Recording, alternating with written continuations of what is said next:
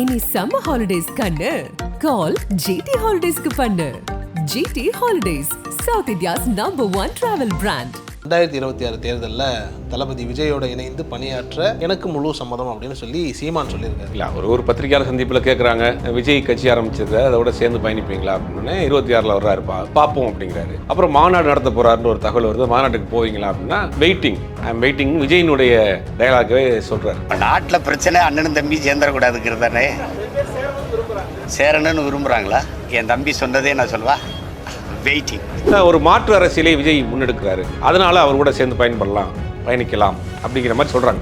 விஜய் எந்த மாற்று அரசியலை கையெடுக்கிறாருன்னு விஜயே ஒன்றும் சொல்ல. இதே சீமான் அவர்கள் தான் நடிகர்ன்ற ஒரு இது மட்டும் பத்தாது நாடு ஆள்றதுக்கு அப்படின்னு. விஜய் அரசியலுக்கு வந்தால் கூட நடிகர்ன்ற ஒரு தகுதி மட்டும் பத்தாது. ரஜினிகாந்த்லாம் வர்றப்ப கேட்குறாரு, அடிக்கிற அடியில் ரஜினிலாம் அரசியலை விட்டே போயிடணும். இப்போ அவர் திடீர்னு கேட்டதுக்கு இவர்களுடைய தம்பி தங்கில் நிறைய பேர் விஜயினுடைய ரசிகர்களாக இருக்காங்க, அந்த பக்கம் கொஞ்சம் கொஞ்சமாக போகிறாங்க அப்படிங்கிறது அவருக்கு கொஞ்சம் ஒரு சின்ன ஒரு வருத்தத்தை கொடுத்துருக்கு. அதை சரி பண்ணுறதுக்கு தான் இந்த வார்த்தையை பயன்படுத்தியிருப்பாருன்னு நான் நினைக்கிறேன். அப்போ சீமான் விஜயோட நான் சேருவேன் அப்படின்னு சொன்னது மாற்றம்னு எடுத்துக்கிறதா இல்லை அவரோட தடுமாற்றம்னு எடுத்துக்கிறதா?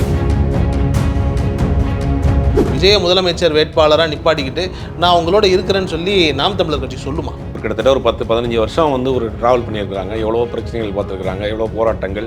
அப்போ அவங்க அப்படி ஏற்றுக்குருவாங்க. கொள்கையை ஒன்றும் முடிவு பண்ணலையே. முதல்ல விஜயினுடைய கொள்கை சொல்லட்டும், அவரை அதுக்கு பிறகு இவருடைய ஸ்டாண்ட் என்னன்னு பார்க்கணும்.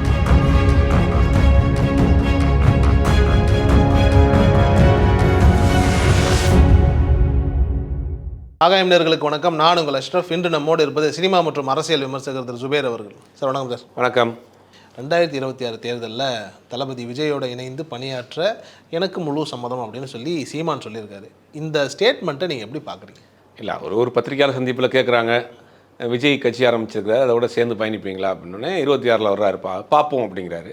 அப்புறம் மாநாடு நடத்த போகிறாருன்னு ஒரு தகவல் வருது. மாநாட்டுக்கு போவீங்களா அப்படின்னா வெயிட்டிங் விஜயினுடைய டயலாகவே சொல்கிறார். இதுதான் அன்றைக்கி சொன்னது. அதை வச்சு விஜயும் நாம் தமிழர் சீமான் அவர்களும் சேர்ந்து அரசியல் பயணப்பட போகிறாங்க அப்படின்ட்டு நிறையா கருத்துக்கள் சொல்லி வந்தாலும் கூட யதார்த்தத்தில் அது சாத்தியமா அப்படிங்கிறது ஒரு கேள்விக்குறி இருக்குது. இப்போ என்ன, இவர் 2010 கட்சி ஆரம்பிக்கிறப்ப ஒரு மாற்று அரசியல், ஒரு தமிழ் தேசிய அரசியல் சொல்கிறார். குட்டையான போலீஸ், ஆடு மாடு மேய்க்கிறவங்களுக்கு அரசு வேலை அப்படின்னு நிறையா ஒரு ஸ்ட்ரெச்சர் வச்சுருக்கிறாரு. அதை முன்னோக்கி அந்த மாதிரியான ஒரு அரசியலை எடுத்துகிட்டு போகணுன்னு ஒரு தமிழ் தேசியங்கிற பேரில் ஒரு அரசியலை கட்டமைக்கிறார். அதாவது திராவிட அரசியல் இருக்குது, தேசிய அரசியல் இருக்குது. இவர் தமிழ் தேசியங்கிற ஒரு பேரில் ஒரு அரசியலை கட்டமைக்கிறாரு. அதை தொடர்ந்து கிட்டத்தட்ட இந்த 2010 2024 நாடாளுமன்ற தேர்தல் வரைக்கும் தொடர்ந்து தேர்தலில் போட்டிடுறாங்க. அது எந்த தேர்தல் இருந்தாலும் சரி, உள்ளாட்சி தேர்தலாக இருந்தாலும் சரி, சட்டமன்ற தேர்தலாக இருந்தாலும், நாடாளுமன்ற தேர்தலாக இருந்தாலும் எல்லா தேர்தல்களையும் பங்கேற்றுக்கிறாங்க. ஜெயிச்சால் வெற்றி மகிழ்ச்சி, தோற்றால் பயிற்சி அப்படிங்கிற ஒரு ஸ்லோகத்தை கையில் வச்சுக்கிட்டு தொடர்ந்து எல்லா தேர்தலையுமே கண்டெஸ்ட் பண்ணுறாங்க. அது உள்ளாட்சி அமைப்புகளில் இருக்கக்கூடிய பேரூராட்சி அமைப்பு, உள்ளாட்சி அமைப்புகள், நகராட்சி, எந்தெந்த பகுதிகளில் என்ன தேர்தல் நடந்தாலும் அந்த தேர்தலில் நாம் தமிழர் கட்சி வேட்பாளர் நிற்கிறாங்க. ரொம்ப வீரியமாகவே வேலை செய்கிறாங்க, களமாடுறாங்க. இந்த 2024 நாடாளுமன்ற தேர்தலெலாம் பார்த்திங்கன்னா அதிமுக, பாஜகவுக்கு அடுத்து இவர்களுடைய வேலை ரொம்ப அதிமுகவை காட்டிலும் ஒரு சில இடங்களில் இவர்கள் வேலையை ரொம்ப ஃபோர்ஸாக பண்ணாங்க, வேலை செய்யக்கூடிய ஆட்கள். ஏன்னா இளைஞர்கள் நிறையா ஒரு குரூப் இருக்குது அவர்கிட்ட. அப்படிங்கும் போது அவர் ஒரு சித்தாந்தத்தில் பயன்பட்டு இருக்கிறாரு. கூட்டணியே இல்லை அப்படிங்கிற ஒரு இதில் பயன்படுற திடீருங்கிற ஒரு மனமாற்றம். ஏன்னா பல கட்சிகள் அழைச்சாங்க, நான் போக மாட்டேன்ட்டேன் அப்படிங்கிறப்ப அவர்கள் தரப்புலேருந்து சொல்லக்கூடிய விஷயம் என்னென்னா, ஒரு மாற்று அரசியலை விஜய் முன்னெடுக்கிறாரு, அதனால் அவர் கூட சேர்ந்து பயணிக்கலாம் அப்படிங்கிற மாதிரி சொல்கிறாங்க. விஜய் எந்த மாற்று அரசியலை கையெடுக்கிறாருன்னு விஜயே ஒன்றும் சொல்ல. விஜய்க்கு எவ்வளோ தெரியுமா தெரியல. ஏன்னா அவருடைய கொள்கை என்ன, கோட்பாடு என்னன்னு தெரியல. இதே சீமான் அவர்கள் தான் நடிகர்ன்ற ஒரு இது மட்டும் பத்தாது நாடு ஆள்றதுக்கு அப்படின்னு. விஜய் அரசியலுக்கு வந்தால் கூட நடிகர்ன்ற ஒரு தகுதி மட்டும் பத்தாது. ரஜினிகாந்த்லாம் வர்றப்ப கேட்குறாரு, அடிக்கிற அடியில் ரஜினிலாம் அரசியலை விட்டே போயிடணும். அரசியல் ஒரு சாதாரண விஷயம் கிடையாது. 2 படத்தில் நடிச்சுட்டா அரசியல் செஞ்சிட முடியாது, அரசியல் எவ்வளோ சிக்கல் இருக்குது, பிரச்சனைகள் இருக்குது அப்படின்னாரு. இல்லை, இவர் விஜயினுடைய கொள்கைகள் ஈர்க்கப்பட்டு, இல்லை நாம் தமிழருடைய கொள்கையும் இந்த கொள்கையும் ஒரே மாதிரி இருக்குது, ஒத்த கருத்தோடு இருக்குது, அதனால் சேர்ந்து பயணிக்கலாம் அப்படின்னு நினச்சி சேர்ந்துருந்தா கூட சொல்லியிருந்தா கூட பரவாயில்ல. திடீர்னு ஒரு மனமாற்றம் வர்றப்ப விஜயே இன்னும் அவருடைய கொள்கையில நிலைப்பாட்டில் அவனை தெளிவாக இல்லை. இப்போ தான் கட்சியினுடைய கொள்கை ரெடி பண்ணிகிட்டு இருக்கிறாங்க, சின்னங்கள் ரெடி பண்ணிகிட்டு இருக்கிறாங்க. இப்போ தான் தேர்தல் மாநாடுக்கு உண்டான வேலைகள்லாம் செஞ்சுட்டு இருக்காங்க. அப்படிங்கும்போது ஒரு கட்சி ஆரம்பிச்சிருக்கிறாரு, ஒன்றும் பெருசாக நிர்வாகிகள் கூட போடல, தலைவர், செயலாளர், பொருளாளர் மாதிரி போட்டிருக்காங்க. இப்போ இந்த நேரத்துக்கு இவரை ஒரு காலத்தில் எதிர்த்தவர் அரசியல் ரீதியாக ஆரம்பத்துலேருந்து விஜய்க்கு பக்கபலமாக இருந்தார், விஜய்க்கு பல பிரச்சனைகளுக்கு உதவிகரமாக இருந்தார். விஜயும் அவரும் சேர்ந்து பகலவன் அப்படிங்கிற ஒரு படத்தை கூட இப்போ டைரக்ட் பண்ணுறதா இருந்தார், தானு ப்ரொடியூஸ் பண்ணுற படம். இப்படி நிறைய அவரோட தொடர்ந்து பயணப்பட்டிருக்கு. அரசியல் ரீதியாக வர்றப்ப இவர் அதில் எதிர்க்கிறது தான் வச்சார். விஜய் முதல்ல கட்சி ஆரம்பிக்கிறேன்னு அனௌன்ஸ் பண்ணுறப்ப கூட அது கொஞ்சம் எதிரான கருத்தாக தான் அவர் சொன்னார். ஆனால் இப்போ சொல்லியிருக்காருன்னா 2 பேருக்கும் ஒரே மாதிரியான அந்த தொண்டர்கள், இளைஞர்கள், பெரும்பாலும் நாம் தமிழர் இருந்த பலரும் வந்து விஜயினுடைய ரசிகர்களாக இருந்தாங்க. அது ஓப்பனாக சொல்லணும்னா அது அவர்களுக்கு ஒரு இழப்பாக தான் இருந்தது. இப்போ அதை வந்து சரி கட்டணும், அதை மீட்டெடுக்கணுங்கிறது அவருடைய உள் மனசில் ஒரு ஐடியாவாக இருக்கலாம். ஏன்னா நாம் தமிழர்கள் இருக்க பெரும்பாலான தங்கைகள் வந்து விஜயினுடைய ஓரளவுக்கு எல்லா கட்சியிலையும் இருப்பாங்க, பெரும்பாலும் விஜய் ரசிகர்கள் இருக்காங்க, ஓரளவுக்கு பார்க்குறப்ப தெரியுது. இப்போ அவர்களுக்கு விஜய் கட்சி ஆரம்பித்த பிறகு அங்கே போயிட்டாங்கன்னா அப்படிங்கிற ஒரு கேள்வி வருது இல்லையா? அப்போ இவரை வந்து நம்ம தன் பக்கம் தன் வசமாக்கி கொள்வோம் அப்படிங்கிறாரு. அதில் யதார்த்தமாக பார்க்குறப்ப நிறைய சிக்கல் இருக்குது. விஜய் வந்து ஒரு கட்சி தொடங்குறாரு. ஏன் தொடங்குறாருன்னா தமிழ்நாட்டினுடைய முதலமைச்சர் ஆகணும், உச்சபட்ச ஆசை அதுதானே எல்லாருக்கும். இல்லை அவர் ஒரு எம்எல்ஏ ஆகணும், எம்பி ஆகணும்னா ஏதாவது கட்சியில் சேர்ந்துருப்பாரு, கட்சி ஆரம்பிக்க வேண்டிய அவசியம் இல்லையா? இது கட்சி ஆரம்பித்து மாநாடு நடத்தி பேரணி நடத்தி பொதுக்கூட்டம் போட்டு கட்சி பாட்டெல்லாம் போட்டு ஏதாவது செஞ்சு ஒரு கட்சி ஆரம்பிக்கிறதுக்கு ஏதாவது ஒரு கட்சியில் சேர்ந்து எம்எல்ஏ எம்பியோ அமைச்சரோ ஆகிட்டு போயிடலாம். அப்போ உச்சபட்ச ஆசைங்கிறது முதலமைச்சர் தான். இப்போ தமிழ்நாட்டினுடைய முதலமைச்சர் ஆகணுன்றது அவருடைய ஆசை. விஜயினுடைய அப்பா வந்து விஜயை வந்து முதலமைச்சர்னு சொல்லியே தான் வளர்த்தார். ஒரு சினிமாவுக்கு வந்து என்ட்ரி ஆன பிறகு தமிழ்நாட்டில் நடத்த முதலமைச்சர் அது எம்ஜிஆருடைய அப்படியே அந்த ஃபாலோப்பை கொண்டு போகணும்னு நினச்சி தான் உருவாக்குனார். விஜய் இப்போ அதை நோக்கி தான் போகிறார். அப்போ முதலமைச்சர் அப்படிங்கிற ஒரு ஆள் தான் உட்கார முடியும். அப்போ இவருடைய கொள்கையில் வேறு, இவரும் இந்த முதலமைச்சர் கனவுல தான் இருக்கிறார். தான் ஆட்சிக்கு வந்தால் இந்த மண் என் கையில் சிக்கிச்சுன்னா என்னென்ன பண்ணுவேன் அப்படிங்கிறாரு. அப்போ விஜயும் அந்த ஆசைக்கு தான் போகிறாரு. அப்போ அங்கேயே ஒரு முரண் வருது. ரெண்டாவது விஜய் வந்து ஓரளவுக்கு பார்க்குறப்ப விஜயினுடைய அந்த கொள்கையெல்லாம் காமராஜரை பேசுகிறாரு, அண்ணாவை பேசுகிறாரு, பெரியாரை பேசுகிறாரு, அந்த கொள்கையில் தான் இருக்கார். ஏறக்குறைய அவரும் ஒரு திராவிட சித்தாந்தத்தை தான் சொல்ல போகிறாரு அப்படிங்கிறது ஒரு மாதிரி தெரியுது. அப்படிங்கும்போது அந்த திராவிட சித்தாந்தத்தை இவர் ஏற்றுக்குருவாரா அப்படிங்கிறது இது பல குழப்பங்கள் இருக்குது. இப்போ அவர் திடீர்னு கேட்டதுக்கு இவர்களுடைய தம்பிகள் நிறைய பேர் விஜயினுடைய ரசிகர்களாக இருக்காங்க, அந்த பக்கம் கொஞ்சம் கொஞ்சமாக போகிறாங்க அப்படிங்கிறது அவருக்கு கொஞ்சம் ஒரு சின்ன ஒரு வருத்தத்தை கொடுத்துருக்கு. அதை சரி பண்ணுறதுக்கு தான் இந்த வார்த்தையை பயன்படுத்தியிருப்பாருன்னு நான் நினைக்கிறேன். அப்போ சீமான் வந்துட்டு விஜயோட நான் சேருவேன் அப்படின்னு சொன்னது மாற்றம்னு எடுத்துக்கிறதா இல்லை அவரோட தடுமாற்றம்னு எடுத்துக்கிறதா? இது ஒரு தடுமாற்றம்னு எடுத்துக்கிறோம், மாற்றம்னு சொல்ல முடியாதுல்ல. இன்னமும் ஒரு கொள்கை அறிவிக்கலை, இல்லை நாம் தமிழர் கொள்கையை அவர் ஏற்றுக்கிட்டாரான்னு தெரியல. இது இவருடைய ஸ்பீச்சிலேருந்தே சில தடுமாற்றங்கள் இருக்குல்ல. முதல்ல நடிகர்களாக இருக்கிறவங்க மட்டும் தகுதி கிடையாதுன்னு நாட்டை ஆள்றதுக்கு அப்படின்னு சொல்கிறாரு. நடிகர்களாக இருக்கிறவங்க மட்டும் அரசியலுக்கு வர்றது, நடிகராக இருக்கிறது மட்டும் அரசியல் வருவதற்கு தகுதி கிடையாதுனாரு. இப்போ அதில் கொஞ்சம் மாற்றி பேசுறாரு. ரஜினிக்கு ஒரு ஸ்டாண்ட் எடுக்கிறார். ரஜினிக்கு ஸ்டாண்ட் எடுக்கிறாருன்னா அவர் தமிழர் இல்லை அப்படிங்கிற ஒரு விஷயத்தை சொல்கிறார். அதே சரத்குமார் அரசியல் தான் இருக்கிறாரு, மற்ற நடிகர்கள் அரசியல் கட்சியில் தான் இருக்கிறாங்க, மன்சூர்லிகான் கூட அரசியல் தான் இருக்கார். அப்படிங்கும்போது அதில் ஒரு ஸ்டாண்ட் மாறுது இல்லையா? விஜய்க்கு அவர் ஆரம்பத்தை எதிர்த்தவர், இப்போ அதற்கு ஆதரவு கொடுக்குறது மாதிரியும் இவர் இப்போ இதுக்கு போகிற மாதிரி. இது வரைக்கும் எனக்கு தெரிஞ்சு அவர் கட்சி ஆரம்பித்த பிறகு எந்த வித வேறு இன்னொரு கட்சியினுடைய மாநாடுகள் எல்லாம் கலந்துக்கிட்டு கிடையாது, இன்னொரு கட்சியினுடைய நிகழ்ச்சிகளே கலந்துட்டு கிடையாது. அப்போ விஜயினுடைய கட்சிக்கு கலந்துக்கிறேன் அப்படின்னு ஒரு சொல்கிறாருன்னா ஒரு சின்ன ஒரு தடுமாற்றம் இருக்குது அப்படின்னு பார்த்துக்கலாம். தோற்றால் பயிற்சி அப்படின்னு சொன்னீங்க. அந்த சச்சின் படத்தில் வந்துட்டு ஒரு வடிவேல் கேரக்டர் ஒன்று வரும், நான் படிச்சுக்கிட்டே இருப்பேன், இந்த காலேஜில் நான் போகவே மாட்டேன். ஆல்மோஸ்ட் சீமானுடைய அரசியல் வரைக்கும் அப்படி தானே இருக்குது. தோற்றால் பயிற்சி அப்படிங்கிறதுக்கு ஏற்ற மாதிரி தோத்துக்கிட்டே இருக்காரு. அதை பயிற்சின்னு இன்னும் எத்தனை காலத்துக்கு அவர் எடுத்துக்க முடியும் அப்படிங்கிற அந்த ஒரு பயம் வந்ததுனால சரி இப்போதைக்கு வந்துட்டு இந்த நிழலில் நாம் ஒதுங்கிப்போம் அப்படிங்கிற மாதிரி விஜயோட ஒரு ஒதுக்கம் பார்க்குறாரோ, அப்படி ஏதாவது ஒரு சிந்தனை இருக்கும்? இல்லை, தொடர்ந்து தேர்தலில் நீங்கள் பயணம் பண்ணுறாரு, எல்லா தேர்தலையும் நிற்கிறாரு. சொன்ன மாதிரி வென்றால் மகிழ்ச்சி, தோற்றால் பயிற்சி அப்படின்றாங்க. அந்த பயிற்சியை இங்கே ட்ரைனிங் எடுத்து வேறு கட்சிக்கு போயிடறாங்க.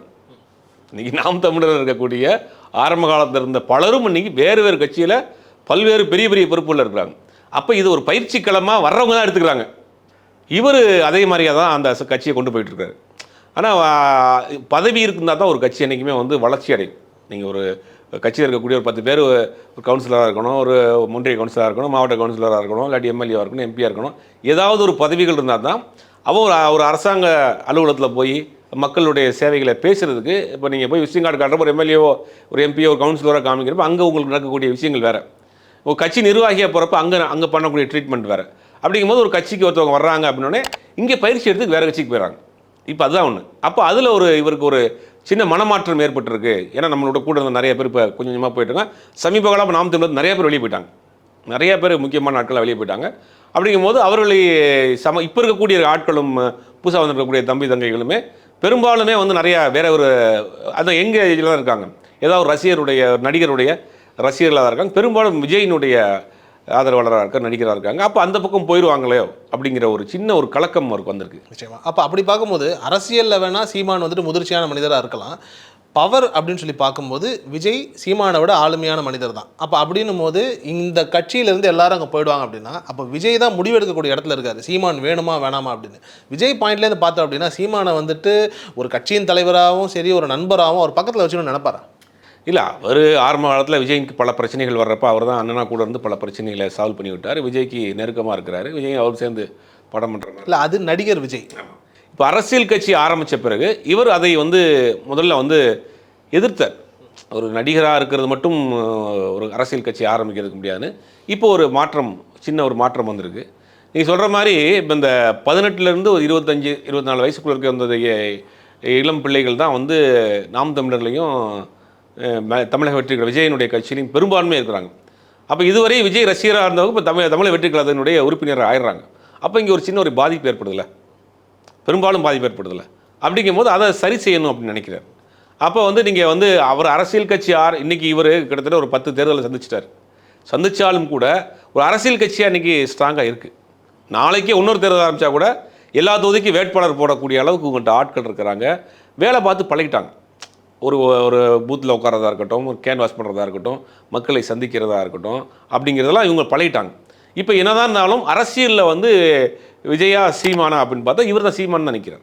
சீனியாரிட்டி அடிப்படையில் அனுபவம் அதெல்லாம் பார்க்குறப்ப இவர் தான் முன்னாடி நிற்கிறார். அப்போ இவருடைய தயவு தான் விஜய்க்கு தேவை. இல்லை, ஆனால் ஃபேஸ் வேல்யூன்னு பார்க்கும்போது விஜய்க்கு இருக்கிற ஃபேஸ் வேல்யூ சீமான் அவர்களுக்கு இருக்கா? இல்லை, ஒரு குறிப்பிட்ட ஆள் தான். இப்போ விஜய் ஒரு ரசிகர்களுடைய கூட்டம் தான் விஜய்கிட்ட இருக்குது. இவர் அதை தாண்டி ஒரு கூட்டம் இருக்குல்ல நாம் தமிழரில்.